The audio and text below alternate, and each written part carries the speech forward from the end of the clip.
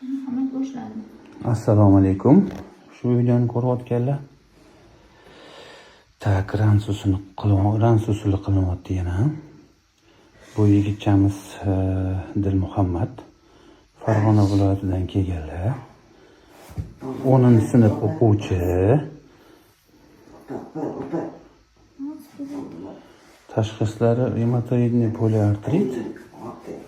7 yoshlarida adashmasam bo'lib qolganlar. Bitta shpris tugadi. Tak, ko'pchilik so'raydi, bu blokada emasmi, blokadami deb. Yo'q, bu blokada emas. Bu mana shu tochkalarga, mana shu zilonga qo'yilgan tochkalarga ukol qilinadi. Bu ukol vazifasi boshimizdagi neyronlarni, aksonlarni faollashtirish, aktivlashtirish. Aktivlashgan neyronlar neyroplastikniyasi yaxshilanib, tanani muammoli joylariga push berib, miyani o'zi tanadagi muammoni hal qiladi. Dilmuhammad, necha yil bo'ldi bu reumatoidniy poliartrit boshlanganiga sizda? 10 yilga yaqin. Bizga kelishdan oldingi holatingiz qanaqa edi? Yurolmay qoluvdingiz.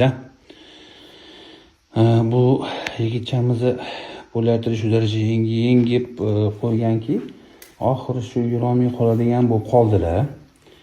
Keyin hozir bizga qatnashib boshlaganlar. Bu 4-kursimiz, Dilmuhammad.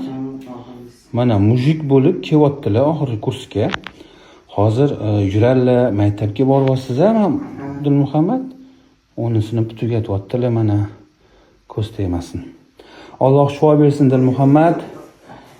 O'zingizni ehtiyot qiling.